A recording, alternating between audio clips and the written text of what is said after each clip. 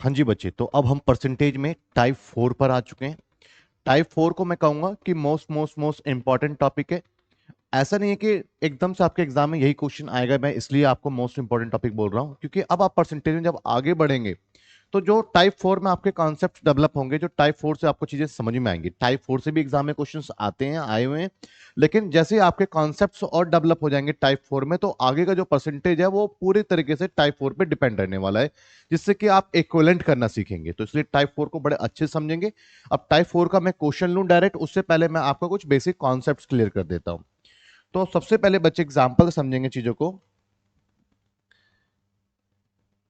Type 4, हम हर type start करते हैं तो पहले उसके कॉन्सेप्ट्स को समझते हैं, फिर डायरेक्ट फिर क्वेश्चन पे हम जाते हैं। डायरेक्ट क्वेश्चन पे हम नहीं जाते हैं, है ना बच्चे। तो कॉन्सेप्ट्स क्या है, अब बच्चे एक बात समझेंगे। पहले एक एग्जांपल लेते हैं, उस एग्जांपल से अपने कॉन्सेप्ट को क्लियर करते हैं। पर देखिए, फॉर एग्जांपल बच्चे मान लें कि मेरे पास में पैसे रखने के लिए 100 लॉकर्स हैं, ठीक है, और हर एक लॉकर का साइज इक्वल है। इसका मतलब यह है, देखो ना तो कम लॉकर है नहीं ज्यादा लॉकर है, 100 लॉकर ही है। और पहला कंडीशन यह है कि 100 होना चाहिए। दूसरा यह है कि हर एक लॉकर में इक्वल अमाउंट ही रहेगा। ऐसा नहीं है कि किसी लॉकर में 5 रुपए रखे हुए हैं, किसी लॉकर में 10 रुपए, किसी में 12 रुपए, किसी में 2 रुपए, ऐसा नहीं है। एक लॉकर में जितने हैं, अब हर लॉकर में उतने रुपए ही पाए जाएंगे। क्लियर है बच्चे। तो दो कंडीशन डाल दिए कि पैसे रखने के लिए मेरे पास में कितने लॉकर हैं, 100 लॉकर हैं। क्लियर है। और हर एक लॉकर में इक्वल अमाउंट ही रखा जाएगा। तो आपको दो कंडीशन हो गई। लाइक जैसे ये देखें आप, मेरे पास में कुछ इस तरीके के कितने लॉकर हैं, इस तरीके के मेरे पास में ये 100 लॉकर्स हैं। कितने लॉकर्स हैं, 100 लॉकर्स हैं। क्लियर है। अब क्या हुआ कि अब मुझे एक बार बताओ कि मेरे जो है 3 लॉकर में, मैं आपसे कहता हूं कि मेरे जो 3 लॉकर्स में है, क्लियर है ना, 3 लॉकर में मेरे पास में 15 रुपीज पड़े हुए थे, तीनों में मिला करके, तीनों लॉकर में मिला करके मेरे पास में 15 रुपए पड़े हुए थे। अब सवाल ये कि मेरे पास है, मेरे पूरे 100 लॉकर में कितने रुपए होंगे। तो अब सिंपल सा आपका आंसर है कि सर 3 लॉकर में अगर आपके 15 रुपए थे और हर लॉकर में बराबर ही पैसा रखा हुआ है, तो एक काम कर सकते हैं, 15 को 3 से डिवाइड कर देते हैं, तो एक लॉकर में कितना है वो मालूम पड़ जाएगा। तो 5 रुपए आपका सर जो है एक लॉकर में रखा हुआ है। अब हर लॉकर में आपका इक्वल अमाउंट ही है, तो 5 रुपए एक लॉकर में रखा हुआ है। तो आपके पास में ऐसे 100 लॉकर हुए, तो 100 लॉकर में आपके पास में बच्चे 500 रुपीज आपके पास में 100 लॉकर में रखा हुआ है। तो यहां से आपने इसका आंसर कर दिया। क्लियर है। सेम अभी जो लॉकर का मैं आपको एग्जांपल दे रहा हूं, इसी प्रकार से जो लॉकर का काम परसेंटेज करता है। जैसे मेरी आमदनी है ना, वो 100% है अपने आप में टोटल, तो वो 100 लॉकर हो गया। क्लियर है। और बेसिकली मेरा 1% पे कितना अमाउंट रखा हुआ है, उससे डिसाइड होगा कि मेरा 100% कितना बनेगा।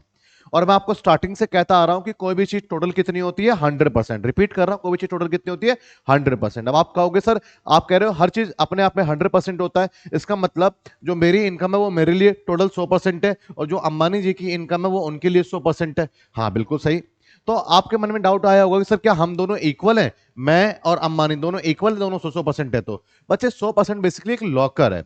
क्लियर है। अब मेरे भी एक अकाउंट खुल जाने से और आपका ही बैंक में खाता खुल जाने का मतलब ये नहीं हो गया कि हम दोनों के एक अकाउंट खुले हुए हैं तो हम दोनों का बैंक में बराबर पैसा रखा होगा। वो डिपेंड करता है कि आपने कितने पैसे रख रखे हैं, मैंने कितने पैसे रख रखे हैं, उससे डिसाइड होगा। इसी प्रकार से 100 लॉकर अगर मेरे पास में, 100 लॉकर अंबानी के पास में है, तो मेरा एक लॉकर से डिसाइड होगा मेरा 100 लॉकर में कितना अमाउंट है। मेरे एक लॉकर में 1 रुपए रखा हुआ है, मेरे 100 लॉकर में 100 रुपीज आए। उनके एक लॉकर में 1 करोड़ रुपए रखा हुआ है, तो उनके 100 लॉकर में 100 करोड़ रुपए आ गए। तो इसी तरीके से बच्चे हर चीज अपने आप में 100% होता है, उसका 1% की वैल्यू से डिसाइड होता है कि उसका 100% कितना रहेगा, क्योंकि हर एक परसेंट की वैल्यू इक्वल होती है। क्लियर है। ये बात समझ में आ गया। और एक छोटा सा एग्जांपल आप और समझो, एक बेसिक सा एग्जांपल ले रहा हूं मैं, आप और उस बात को समझिएगा। मैं आपसे ये कहता हूं कि लाइक आप जो है 4 kg वेजिटेबल आप 80 रुपीज का लेकर के आते हो, और मैं आपसे ये सवाल पूछ रहा हूं कि बताओ जरा फिर आप 7 kg वेजिटेबल कितने का होगा। ये मैंने क्वेश्चन पूछा आपसे, सिंपल सा क्वेश्चन। तो आप क्या करोगे, आपको पता है ना, क्या आप ऐसे करोगे कि 80 डिवाइडेड बाय 5, 1 किलो का भाव निकालने के लिए ऐसे करोगे आप। क्लियर है बच्चे। अगर आपके पास में, मेरी बात पहले समझिए, जब आप मान के चलिए आप दुकानदारी कर रहे हैं, कोई सामान बेच रहे हैं, तो आप ऐसे अपने पास में आप लिस्ट रखते हो रेट की कि 1 किलो के इतने, 2 किलो के इतने, 3 किलो के इतने, 4 किलो के इतने, 5 किलो के इतने, 6 किलो के इतने, या फिर आप सिंपल 1 किलो का भाव रखते हो, जितने किलो चाहिए उससे मल्टीप्लाई कर करके आप अपना दुकानदारी करते रहते हो। ये करते हो ना, हर 1 किलो का 2, 4, 5 हर किसी का रेट तो नहीं रखते ना अपने पास में। उसी प्रकार से 4 किलो जो है आपका 80 रुपए का है। तो यहां पर सबसे पहला आपकी कोशिश क्या होगी कि आप 1 किलो का भाव निकाल ले। तो 1 किलो का भाव कैसे निकालोगे? 80 डिवाइडेड बाय 5 करोगे या 80 डिवाइडेड बाय 3 करोगे? आपको सर 5 और 3 क्यों करेंगे? जब ये 4 किलो 80 रुपए में आ रहा है तो 80 रुपए बेसिकली 4 किलो, तो 4 से डिवाइड करेंगे, बिल्कुल सही। तो यहां से आप क्या करोगे? पहले 1 किलो का भाव निकाल लोगे। अब 1 किलो का भाव निकल गया, अब जितने मर्जी किलो पूछे उससे आप मल्टीप्लाई कर दोगे, तो 7 किलो 140 रुपए का होगा। ये सिंपल सी बात है, हर कोई करता है, ये बेसिक सी बात है। अब परसेंटेज में भी क्या करने वाले हैं हम? यही करने वाले हैं। कोई भी चीज टोटल 100% होती है, ठीक है? टोटल वैल्यू उसका पूछेगा, ऑब्वियसली आपसे उसका टोटल वैल्यू गिवन होगा नहीं, वो पूछ रहा है आपसे। तो जिस भी चीज का टोटल वैल्यू पूछ रहा है उसका कुछ हिस्सा जरूर आपके सवाल में दिया हुआ है, बस ध्यान से पढ़ो, रिपीट करो, ध्यान लगाओ उस चीज पे। जिसका भी टोटल पूछ रहा है उसका कुछ हिस्सा जरूर दिया गया है। अगर आप उसका कुछ हिस्सा दे दिया तो उस हिस्से को इक्वल, मतलब वहां से आप उसका 1% आप निकाल लो।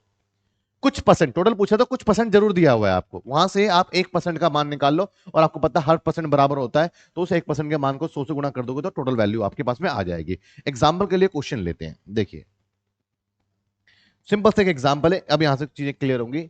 इन an examination one student got 120 marks and he failed by 30 marks.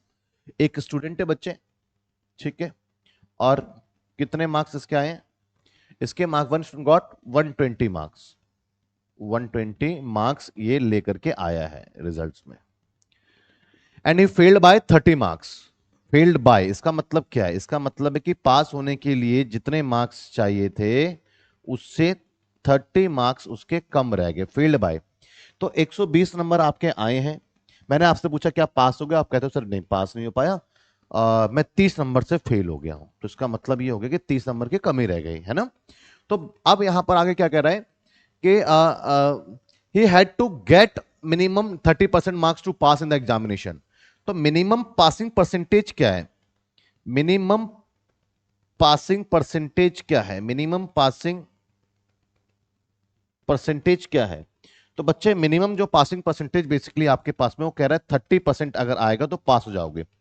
जितने मार्क्स का एग्जाम कंडक्ट हुआ था, जितने मार्क्स के परीक्षा में बैठे थे, आप उसका अगर 30% लेकर के अगर आप आ जाओगे तो आप पास हो जाओगे, एटलीस्ट पास आप हो जाओगे, ये कह रहे हैं।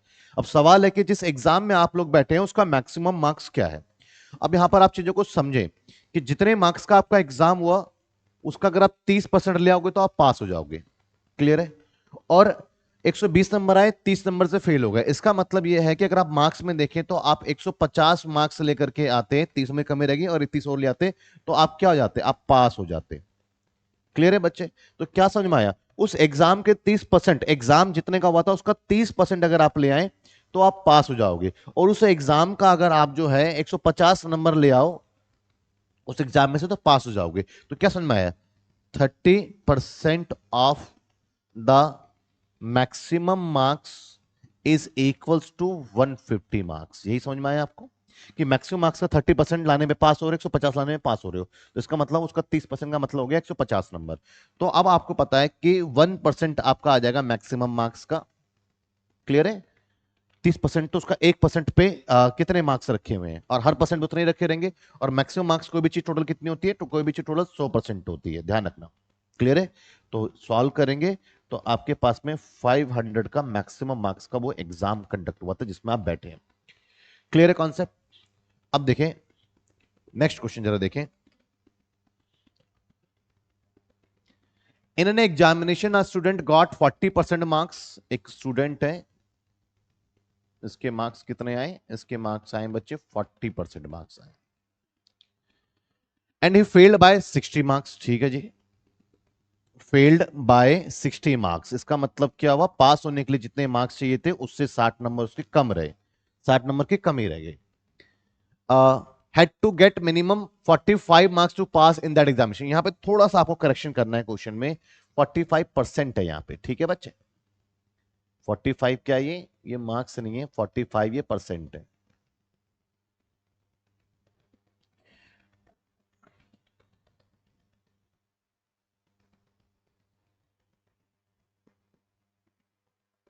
45 क्या ये परसेंट है। तो बच्चे अब यहां देखें कि आपके पास में बेसिकली मिनिमम पासिंग परसेंटेज क्या है, आपका मिनिमम पासिंग परसेंटेज क्या है आपका 45% है। तो मैक्सिमम मार्क्स का 40% तो आपके आ गए, लेकिन पास होने के लिए आपको मैक्सिमम मार्क्स में से आपको 45% चाहिए था। तो यहां साफ साफ समझ में आ रहा है कि मैक्सिमम मार्क्स की 5% की कमी रह गई। तो क्योंकि पास होने के लिए 45% चाहिए था, तो कहीं ना कहीं आप मैक्सिमम मार्क्स के 5% से फेल हो रहे हो और आप 60 मार्क्स से फेल हो रहे हो। तो क्या समझ में आया आपको कि आपके पास में 5% of maximum marks is equals to 60 marks, then 1% of the maximum marks आ जाएगा यहां से, और इनटू में मैक्सिमम मार्क्स कोई भी चीज टोटल कितनी होती है 100%, तो मैक्सिमम मार्क्स कितना है 100%। तो आपके पास में बेसिकली 1200 आपके पास में मार्क्स के एग्जाम में आप लोग बैठे थे। क्लियर है बच्चे? तो इस तरीके से आप जो है क्वेश्चंस के आंसर ले सकते हो। हाँ जी, अब देखें जैसे इस क्वेश्चन में देखें आप,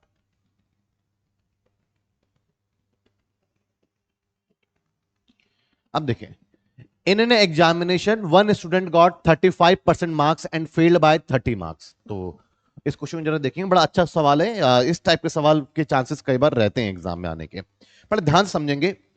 एक स्टूडेंट है बच्चे एक क्लासरूम में, मिस्टर ए नाम देता हूं मैं, और इसका रिजल्ट क्या रहा भैया, आई गॉट 35% मार्क्स। क्लियर है?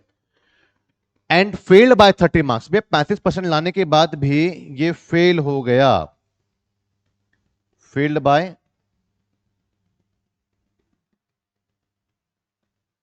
Failed by 30 marks. तो जो पास होने के लिए मार्क्स चाहिए था उसमें 30 नंबर की कमी रह गई। एक जो आपका पासिंग मार्क्स था, इसके साथ में क्या हुआ मैं बता देता हूं। जो पासिंग मार्क्स चाहिए, जो पासिंग मार्क्स चाहिए, इससे क्या हुआ, इस पासिंग मार्क्स से वो बेसिकली थोड़ा कम रह गया। कहां, इस पासिंग मार्क्स से वो 30 नंबर नीचे ही रह गया। ये कहानी हुई इसके साथ में। और इसी एग्जाम में इसी का एक फ्रेंड बैठा था इसी के क्लासरूम में एग्जाम देने के लिए। इन the same examination the another student got 42% marks. एक स्टूडेंट, इसका नाम मैं बी रख रहा हूं, और इसने कितने मार्क्स लेकर के आया, गॉट 42% मार्क्स लेकर के आया अपने मैक्सिमम मार्क्स का। जब वही पेपर है तो भैया मैक्सिमम मार्क्स तो दोनों के लिए सेम ही रहा ना, इसके लिए वही है, इसके लिए वही है। तो ये मैक्सिमम मार्क्स का 42% लेकर के आया। इसका रिजल्ट क्या रहा, and he is the 12 marks more than the minimum passing marks. तो इसके 12 मार्क्स क्या आए, मोर देन आए, more than passing marks. Clear है बच्चे? पासिंग मार्क्स इसके 12 मार्क्स अबव आए। क्या मतलब इसका, इसका मतलब यह है कि ये आपके पास में बेसिकली पासिंग मार्क्स है,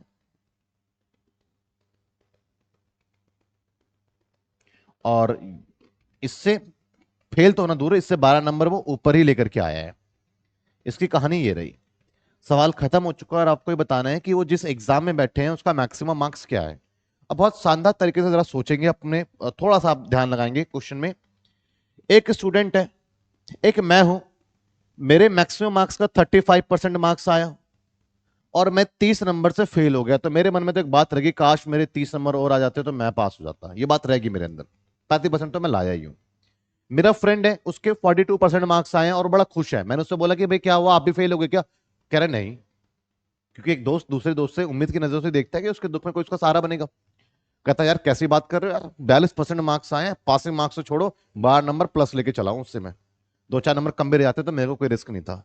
मेरे मन में एक ख्याल आएगा, यार मेरे भी तो 35% आ ही गए थे, काश मेरे भी मेरे दोस्त जितने आ जाते तो मैं भी उसकी तरह खुश होता। तो मतलब मेरे 35% तो आ ही गए थे, तो मेरे दोस्त के तो 42% आए मैक्सिमम मार्क्स का, काश मेरे मैक्सिमम मार्क्स का 7% और आ जाता तो मैं अपने दोस्त जैसी स्थिति को पा लेता। तो ये भी सोचिएगा, काश मेरे 7% मैक्सिमम मार्क्स का और आ जाता तो मैं भी, मैक्सिमम मार्क्स का 7% बच्चे ये है, ठीक है ना, काश मेरे मैक्सिमम मार्क्स का 7% अगर मेरे को और आ जाता तो मैं भी अपने दोस्त के स्थान पे खड़ा होता। अब दोस्त के स्थान पे खड़ा होने का मतलब क्या है, पासिंग मार्क्स नहीं, पासिंग मार्क्स से 12 नंबर ऊपर। अगर इसके 7% और मैक्सिमम मार्क्स अगर इसको मिल जाते तो ये 30 नंबर से फेल भी नहीं होता, और ये प्लस अगर इसको खुद सोचो, अगर इसको 7% मिल जाए मैक्सिमम मार्क्स का, तो ये 30 नंबर से फेल भी नहीं होगा, ये भी कवर करेगा, प्लस 12 नंबर ऊपर भी चला जाएगा, है ना। तो कुल मिलाकर के सिर्फ 7% इसके और आ जाने से, 7% ऑफ मैक्सिमम मार्क्स के और आ जाने से इसके अंदर इंप्रूवमेंट मैं 42 मार्क्स का ऑल ओवर देख रहा हूं, तो 42 नंबर इसके जंप कर जाते। क्लियर है। तो यहां पे एक बात और समझ में आ गई कि यहां पर मैक्सिमम मार्क्स का जो 7% है बेसिकली क्या 42 मार्क्स है। तो यहां पर मैक्सिमम मार्क्स का 1% आ गया और गुणा 100 करूंगा तो मैक्सिमम मार्क्स आ गया। तो मैक्सिमम मार्क्स कितना है बच्चे, 600 आ गया आपका मैक्सिमम मार्क्स। क्लियर है, कोई डाउट। चलिए नेक्स्ट क्वेश्चन देखें।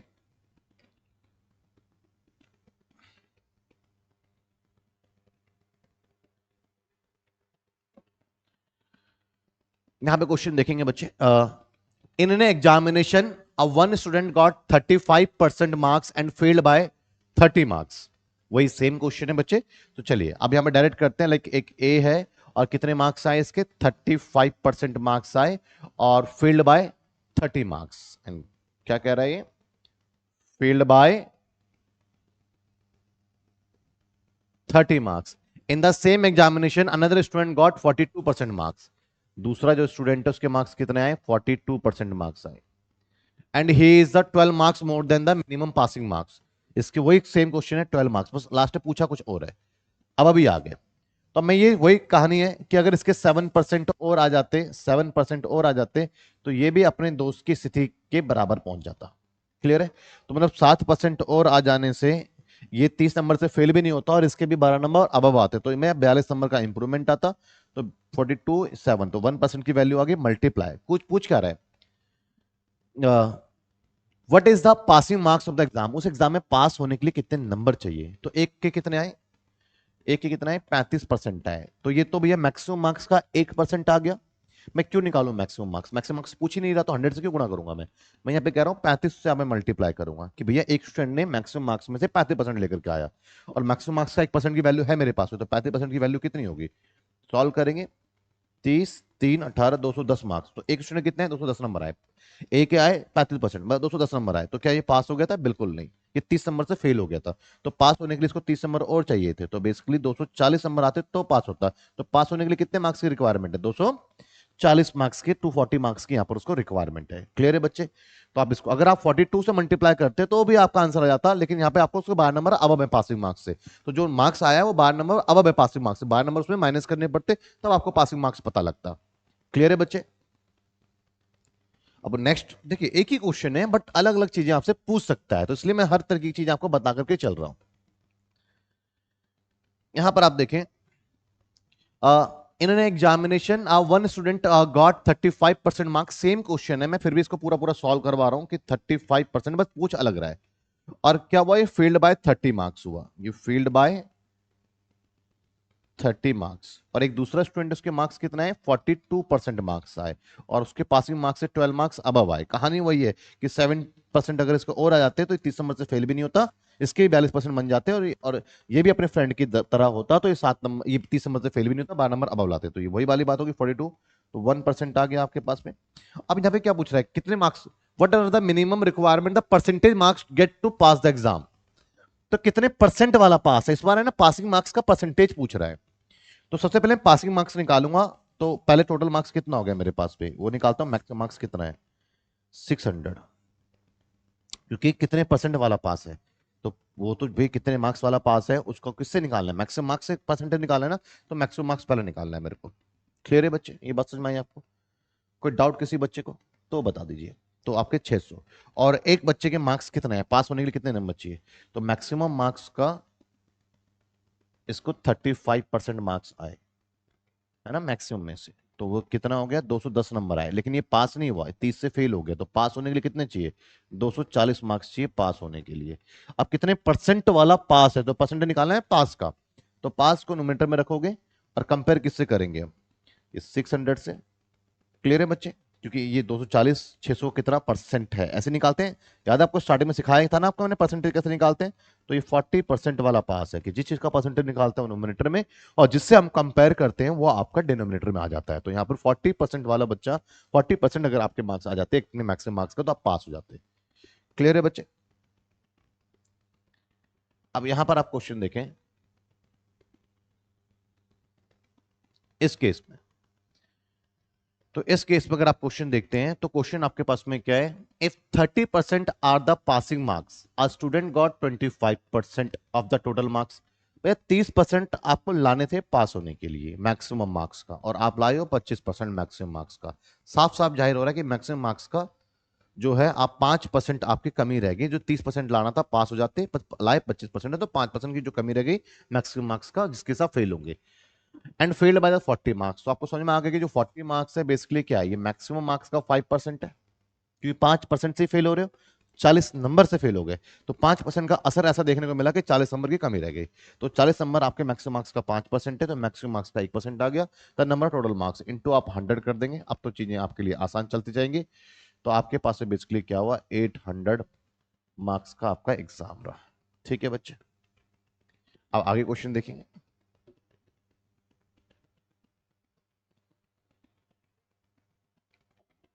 एक सिमिलर क्वेश्चन है, प्रैक्टिस के लिए ठीक है, रिपीट करवा रहा हूं आपके, क्योंकि कोर्स थोड़ा सा समय लेके करवाऊंगा, लेकिन जब करवाऊंगा तो पूरा आप कंप्लीट कोर्स होगा तो कंप्लीट ही होगा, कुछ भी बात कुछ भी टॉपिक छोड़ा हुआ नहीं होगा। वो आपके ऊपर कि आप कितने घंटे दे करके उस कोर्स को आप पूरा करेंगे। क्लियर है? A candidate who gets 20% marks in an examination and fails by the 30 marks. तो एक कैंडिडेट के कितने मार्क्स आए हैं, एक कैंडिडेट के जो मार्क्स आए हैं वो 20% मार्क्स आए हैं, और फेल हुआ, फेल्ड बाय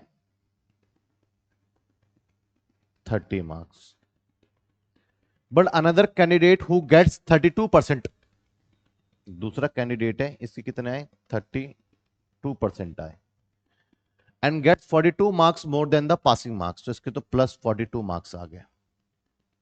अब कहानी कुछ इस प्रकार है कि एक के तो 20% आ गए और बेचारा फेल भी हो गया, 30 नंबर से रह गया। इसका फ्रेंड के 32% आए और वो पासिंग मार्क्स से 42 नंबर ऊपर लेकर के आया, तो उसके मन में ख्याल आएगा कि 20% तो आ ही गए थे, मतलब काश मेरे भी मेरे फ्रेंड जितने मार्क्स होते तो मैं उसी की तरह सेलिब्रेट कर रहा होता, तो मतलब 20% तो आ ही गए थे ना, तो कितनी कमी रह गई। अगर मैं देख पा रहा हूँ मैक्सिमम मार्क्स का, अगर मैं देख पा रहा हूँ तो इसको अगर मैक्सिमम मार्क्स में से, अगर मैक्सिमम मार्क्स में से अगर इसको 12% और मिल जाते तो ये अपनी फ्रेंड की स्थिति को पा लेता, मतलब इसके भी 42 नंबर पासिंग मार्क्स से अब होते, तो इसके 12% अगर और आ जाते ना तो ये 30 नंबर से फेल भी नहीं होता, और फिर 42 नंबर उसे ऊपर भी लेकर आता। तो इसका मतलब ये कितना हो गया आपके पास में, ये 72 मार्क्स का उसका इंप्रूवमेंट आता, कब, जब 12% और आते, तो 1% आ गया मैक्सिमम मार्क्स का, गुणा 100 करूंगा तो क्या कह रहा है, then the percentage of the marks is, clear है, then the percentage of the pass marks is. तो सबसे पहले ये आपके पास में 1% आ गया, अब मैक्सिमम मार्क्स निकालोगे इंटू 100 करोगे, तो आपके पास 12×72, तो 600 नंबर का आपका पेपर हुआ। अब 600 में से एक जो है स्टूडेंट, उसके कितने मार्क्स आए थे, उसके आए थे 20% मार्क्स आए, तो 20% मार्क्स मतलब कितने मार्क्स आए, मैक्सिमम का 20% कितना हो गया आपका, यहाँ पर 120 नंबर आए, बट रिजल्ट क्या रहा, वो फेल हुआ कितने नंबर से, 30 नंबर से। तो पास होने के लिए कितने चाहिए, यहाँ पर 150 मार्क्स चाहिए कम से कम पास होने के लिए। तो कह रहे हैं कितने परसेंट वाला पास है। क्लियर है बच्चे? तो परसेंटेज किस चीज का पूछ रहा है, जो मार्क्स पास होने के लिए चाहिए। तो यहां पर 150 नंबर आपके पास में ये हो गया, और अगर आप सॉल्व करते हैं तो किस में से आप निकाल रहे हैं इसको, टोटल कितने हो गए आपके पास में, 600 और इंटू 100, दो कट गया, 6×2 = 12, 3×6=25, 25% कम से कम तो चाहिए बच्चे, जिससे कि आप पास हो पाए। क्लियर है? तो समझ पा रहे हैं आप क्वेश्चंस को? तो उम्मीद करता हूं कि आप चीजों को बेहतर तरीके से आप समझ पा रहे हैं, और इस तरीके के क्वेश्चंस को आप एग्जाम में आप इजीली टैकल कर पाएंगे। क्लियर है?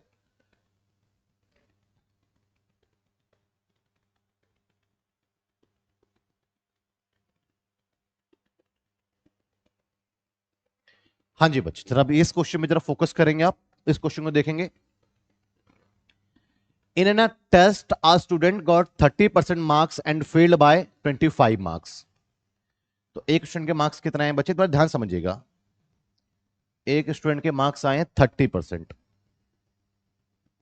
मार्क्स आए हैं। क्लियर है? और क्या हुआ, एक स्टूडेंट के मार्क्स 30% आए हैं, ये आए हैं, और क्या हुआ, फेल्ड बाय 25 मार्क्स,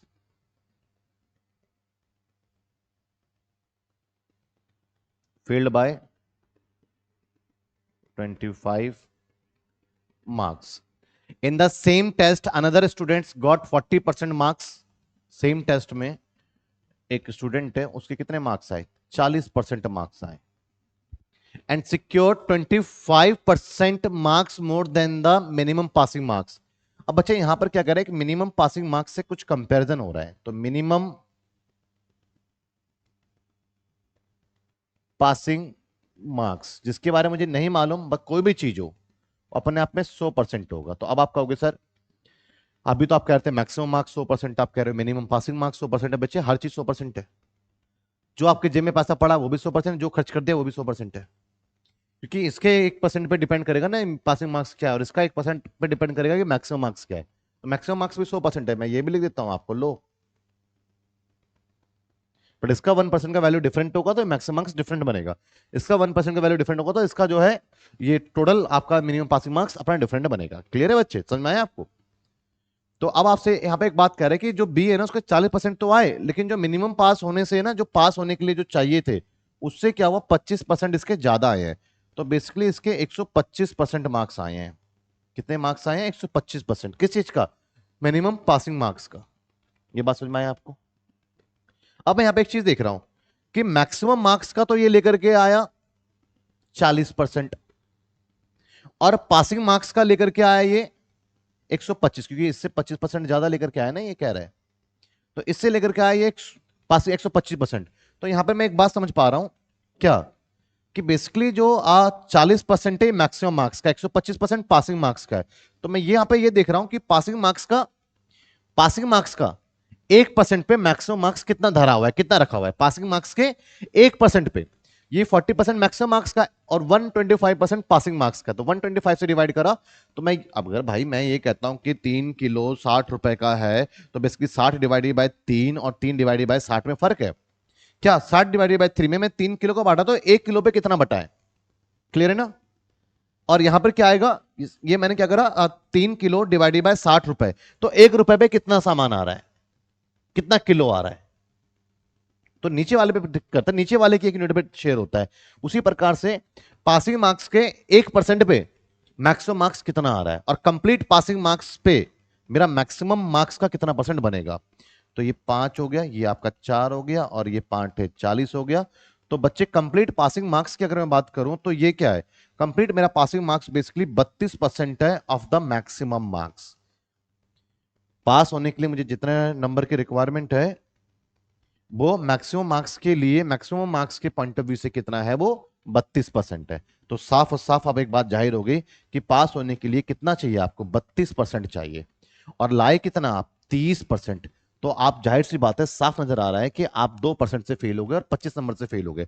तो 2% आपका बेसिकली क्या है, 2% आपका जो है 25 मार्क्स है, और इन 1% अगर इंटू 100 कर देता हूं मैं यहाँ पे, तो बेसिकली आपके पास में जो रिजल्ट आ रहा है, क्लियर है? सॉल्व करेंगे 50 और 25 पंचे 125 और एक जीरो, तो ये आपका क्या आ गया, मैक्सिमम मार्क्स आ गया। तो एक अच्छा और आपके पास में शानदार क्वेश्चन ये आपका रहा। क्लियर है बच्चे, कोई डाउट? चलिए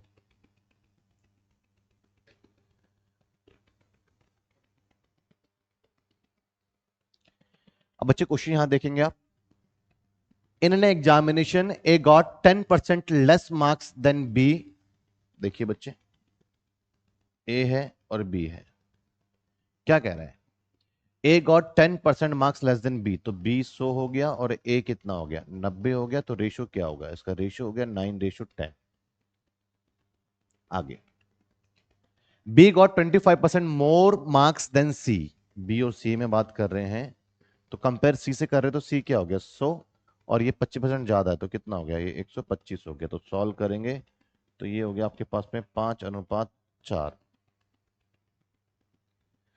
and C got 20% less marks than D. C और डी में, डी से कंपेयर कर रहे हैं तो डी 100 हो गया, और ये कितना हो गया आपके पास में 20 लेस, तो ये 80 हो गया, और ये हो गया मेरे पास में 4:5। क्लियर है बच्चे? C got 20% less marks than D. If A got 360 marks out of the 500 marks, then find the marks secured by D in that examination. ठीक है, आगे की बात आगे करेंगे। फिलहाल अभी आप यहाँ पे कुछ बातों को समझिए, जरा ध्यान लगाइए। इन दोनों में ग्रुप्स में रेशियो है, इन दोनों में कौन कॉमन है, B कॉमन है। और बी यहाँ पे अपने आपको क्या बता रहा है 10, और नीचे क्या बता रहा है बी अपने आपको, बी अपने आपको यहाँ क्या बता रहा है 10, और नीचे क्या बता रहा है बी अपने आपको 5। तो सेम वेरिएबल दो डिफरेंट वैल्यू रिप्रेजेंट नहीं करेंगे, हमें इसकी वैल्यू को सेम करना है। तो ये 10 है, ये 5, इसको सेम करने के लिए क्या करूं मैं यहाँ पे 2 से गुणा कर दूंगा तो सेम हो जाएगा। तो रेशियो को किसी पर्टिकुलर नंबर से मल्टीप्लाई करते हो तो रेशियो पे कोई फर्क नहीं पड़ता है, बतौर उधर आपको पूरे रेशियो को मल्टीप्लाई करना पड़ता है ना। मैं अगर आपसे उम्र में डबल हूं तो मेरी और अपनी उम्र को 10 8 8 जो मर्जी गुणा कर दो तभी मैं डबल ही मिलूंगा, बट दोनों की उम्र गुणा करना पड़ेगा, ठीक है। तो यहां पर इसी प्रकार से मैं बी को सिमिलर करने के लिए यहाँ 10 यहाँ 5, तो मैं इसको 10 बनाने के लिए मैं इसको 2 से गुणा कर रहा हूं, ठीक है। बट सबको करना पड़ेगा, तो मेरे पास में ये क्या आ गया, मेरे पास में 10 हो गया, मेरे पास में ये 8 हो गया। अब इसका कोई महत्व नहीं है, ठीक है बच्चे। अब आगे क्या करें, इन दोनों में कौन कॉमन है सी, तो सी अपने आपको क्या बता रहा है 8, और नीचे सी अपने आप क्या बता रहा है 4, तो यहां भी बराबर करना है मुझे, तो इसको भी मैं सी को 8 बनाने के 2 से गुणा कर देता हूं, तो ये क्या हो जाएगा 8 और 10। अब चीजें आपके लिए बहुत आसान और सिंपल हो गई हैं, क्लियर है। अब कंबाइंड रेशियो हो चुका है, क्या कह रहा है A got 360 marks out of the 500, तो ए के मार्क्स कितने आए, ए के मार्क्स आए हैं बच्चे, ये ए का रेशियो क्या है आपके पास में, ए का रेशियो 9 है, जो 360 मार्क्स है वो ए क्या है, और ए क्या क्या है 9 है। तो 1 की वैल्यू आ गई आपके पास पे, और पूछ क्या रहा है find the marks secured by D in that examination, तो डी ने कितना सिक्योर करा 10 मार्क्स सिक्योर करा, तो इनटू 10, तो सॉल्व करेंगे 9 चौक 36 आपके पास में, एंड 40 इंटू 10 400, तो 400 मार्क्स का आपका मैक्सिमम मार्क्स हुआ था। तो ऐसे आप बड़े प्यार से बड़े आसानी से, अगर आपको पजल भी लग रहा है कि बड़ा टाइम ले लेगा, बट नहीं, आप बड़े शानदार तरीके से अपने क्वेश्चंस को अटेम्प्ट कर सकते हो, आपको कोई भी एक्स वगैरह लेट करने की रिक्वायरमेंट यहाँ पर नहीं है। क्लियर है बच्चे, समझे, कोई डाउट।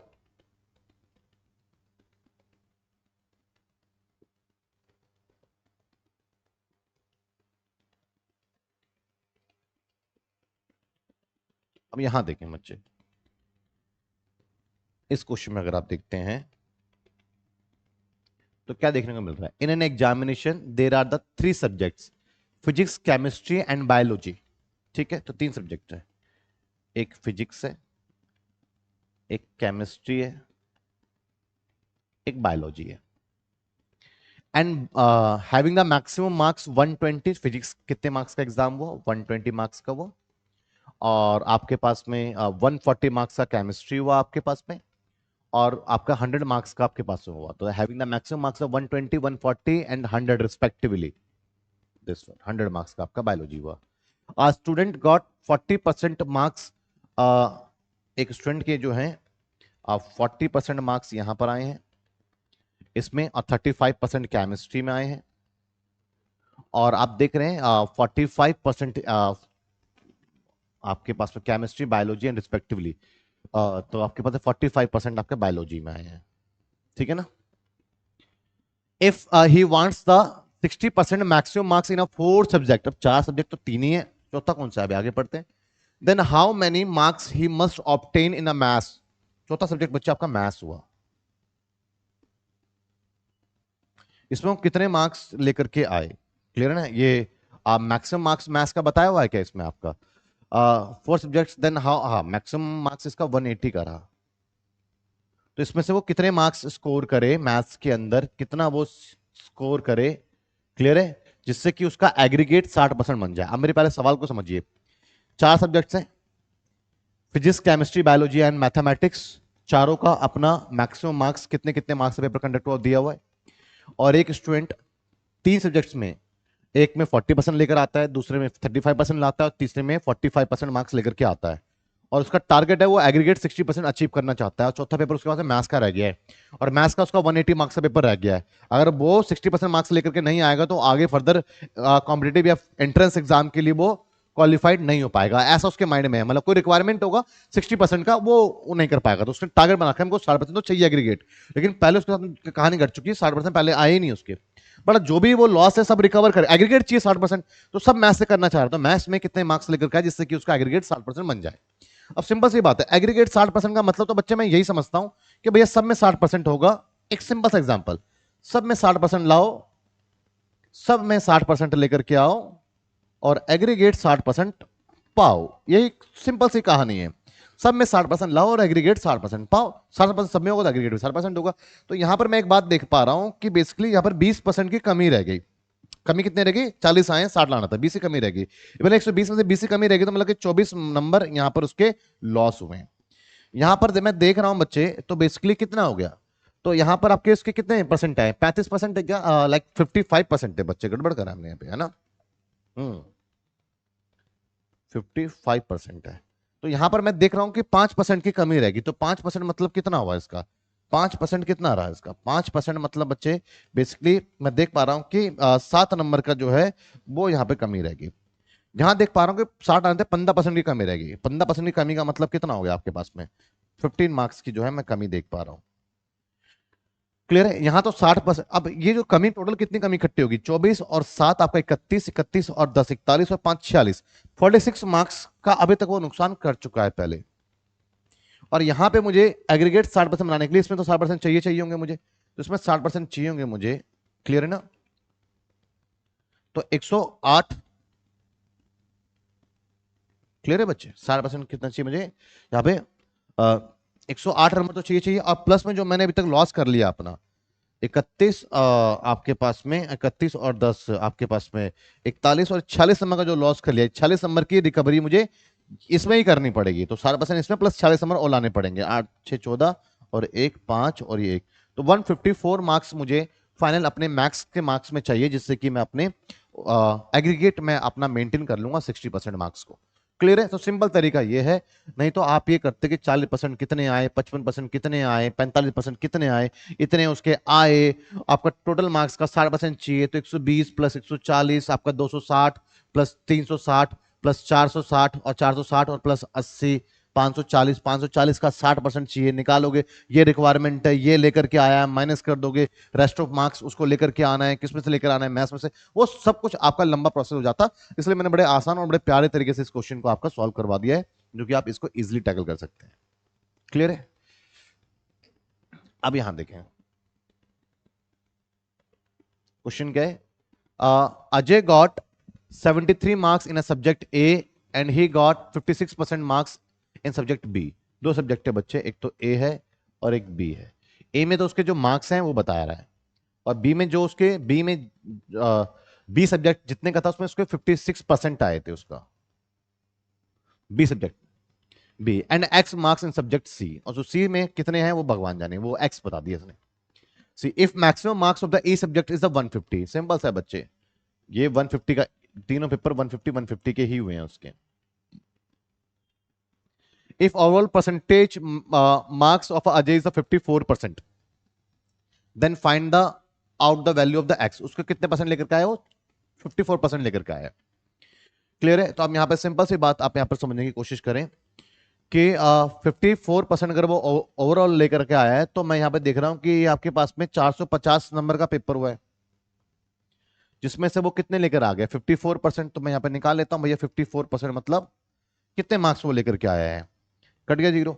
सॉल्व करेंगे यहाँ पे हम 5 से तो 9, और 5 से करेंगे तो 2, 2 से काटेंगे अब इसको हम 27, 63 3, और आपके पास में 6 18 और 6 24, तो बेसिकली 243 मार्क्स वो लेकर के आया है। एग्रीगेट का 54% मतलब एग्रीगेट आपका 450 का बना, और आपके पास में उसका 54% 243 मार्क्स लेकर के आया है। तो अब तक कितने मार्क्स ला चुका है वो, इसका 56% लाया है। तो मैं इसका 150 का 56% कैलकुलेट कर लेता हूँ, दिस, जीरो जीरो कट गया, ये 3 हो गया, ये आपके पास में 2 हो गया, 12 2 4 और 2 16 28, और 28 इंटू 3 8 या 24, 2 6 और 2 8, तो अब तक वो कितने मार्क्स ला चुका है, 73 पहले ला चुका है, 56% यहाँ, तो 84 मार्क्स उसके यहाँ पर आ चुके हैं, तो 7 और 8 7 आपके पास है 15, 157 मार्क्स अभी तक वो ला चुका है। लाने कितने थे उसको, टोटल 243 मार्क्स लेकर के आने थे, तो जो बाकी जो इस कमी है वो 30 सब्जेक्ट में लेकर के आए, तो कितना लेकर के आए 30 सब्जेक्ट में, तो यहाँ पर आप देखेंगे तो बेसिकली 243 माइनस 157, तो यहां पे 13 में से 7 गया आपके पास में 6। क्लियर है, और यहां पे 13 में से 5 आपके पास में गया बच्चे, तो 13 में से 8, तो 86 मार्क्स, 86 मार्क्स बेसिकली वो अपने एक्स सब्जेक्ट्स के अंदर लेकर के आया है। तो इस प्रकार के सवाल को बहुत आराम से तसल्ली से करेंगे, तो आप इजिली क्वेश्चंस को आप सॉल्व कर पाएंगे। क्लियर है बच्चे, चलिए क्वेश्चन नंबर 100 करते हैं।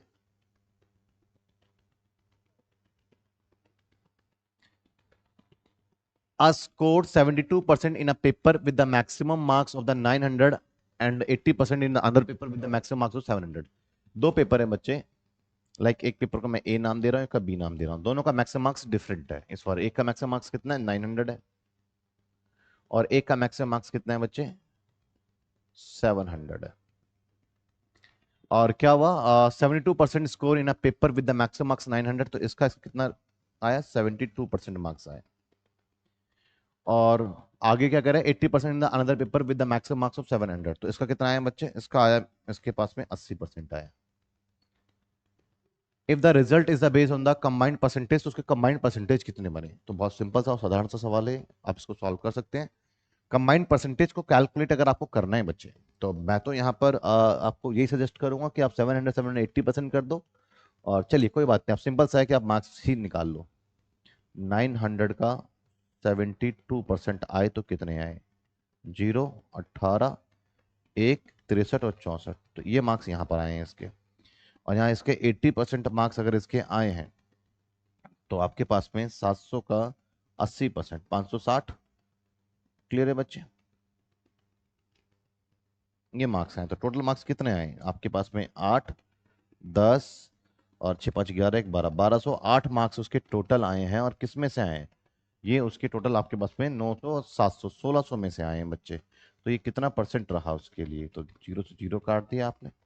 क्लियर है बच्चे, सॉल्व करेंगे आप तो 4 चौक 16, 4 तिया 12, 0, 4 दूनी 8, एंड सॉल्व करेंगे तो 4 सत्ते 28, और आपके पास में 2, तो सॉल्व करेंगे 4 पंचे 20, 2 4 पंचे 20, तो 75.5% उसका एग्रीगेट परसेंटेज बना है। क्लियर है। और सिमिलर आप क्वेश्चन, आप देखो सिमिलर क्वेश्चन ड्रॉप करेंगे, वो आपके लिए होमवर्क है कि आप ये क्वेश्चन करना। A candidate scored 46% and fails by the 55 marks, and while another candidate 81% and gets the 15 marks more than the passing marks. Similar question आपका होमवर्क है। क्लियर है। A student has to secure 30% marks and get through मतलब वो a student has to, or if the 40 marks and fails by the 20 marks, if he gets 40 marks and fails by the, अगर उसके 30% marks होते तो वो पास हो जाता। सवाल समझिए क्या है, ये बड़ा सिंपल सवाल है। अगर उसके 30% आते तो वो पास हो जाता, और उसके आए कितने हैं, 40 मार्क्स आए हैं, और फेल हो गया 20 नंबर से, तो 60 नंबर लाता तो पास हो जाता, और 30% होता तो पास हो जाता, तो 1% का मान 2 हो गया, तो 100% का मान 200 हो गया। ठीक है, अब ये सिमिलर क्वेश्चन है बच्चे, इसमें मैं क्या आपको बताऊं, ऑलरेडी सब कुछ बता चुका हूं। आज 35% मार्क्स, ये भी वही।